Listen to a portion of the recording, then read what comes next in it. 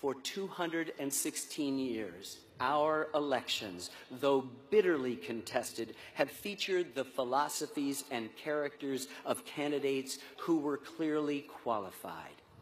That is not the case this year.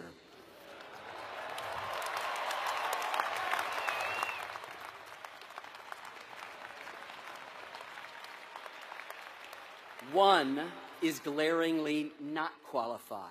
So before you do anything with your well-earned degree, you must do everything you can to defeat the retrograde forces that have invaded our democratic process, divided our House, to fight against, no matter your political persuasion, the dictatorial tendencies of the candidate with zero experience in the much maligned but subtle art of governance.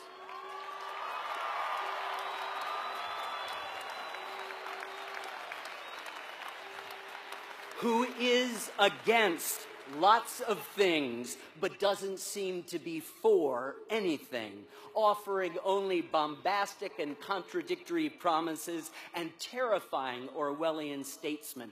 A person who easily lies, creating an environment where the truth doesn't seem to matter, who has never demonstrated any interest in anyone or anything but himself and his own enrichment.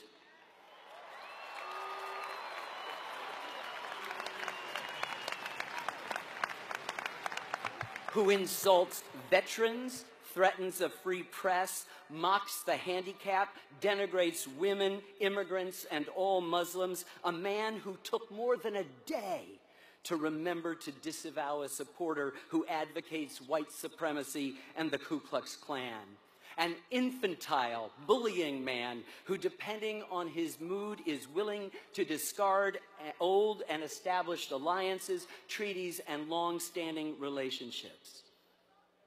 I feel genuine sorrow for the understandably scared and they feel powerless people who have flocked to his campaign in the mistaken belief that, as often happens on TV, a wand can be waved and every complicated problem can be solved with the simplest of solutions. They can't. It is a political Ponzi scheme. And asking this man to assume the highest office in the land would be like asking a newly minted car driver to fly a 747.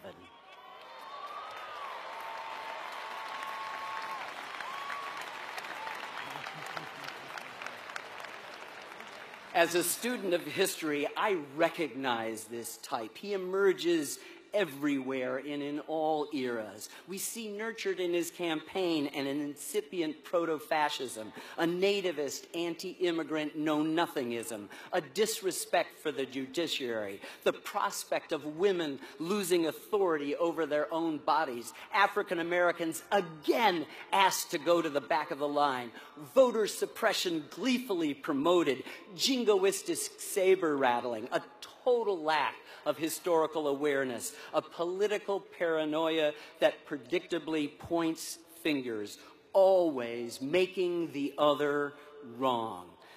These are all virulent strains that have at times infected us in the past, but they now loom in front of us again, all happening at once. We know from our history books that these are the diseases of ancient and now fallen empires.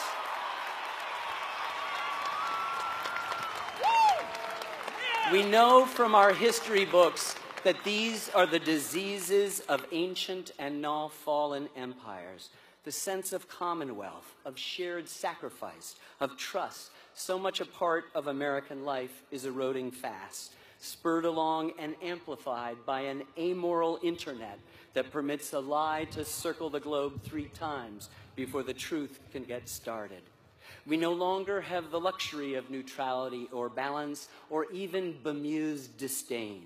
Many of our media institutions have largely failed to expose this charlatan, torn between a nagging responsibility to good journalism and the big ratings a media circus always delivers.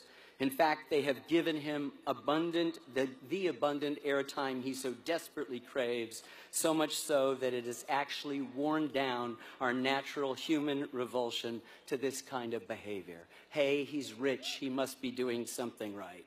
He's not. Edward R. Murrow would have exposed this naked emperor months ago. He is an insult to our history.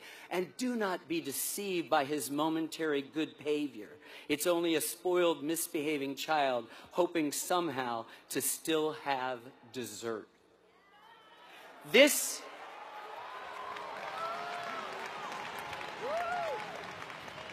And do not think that the tragedy in Orlando underscores his points. It does not.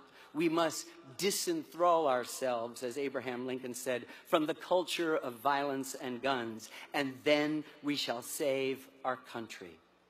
This, ladies and gentlemen, is not a liberal or conservative issue, a red state, blue state divide. This is an American issue. Many honorable people, including the last two Republican presidents, members of the party of Abraham Lincoln, have declined to support him. And I implore those Vichy Republicans who have endorsed him to please reconsider. We must remain committed to the kindness and community that are the hallmarks of civilization and reject the troubling, unfiltered Tourette's of his tribalism.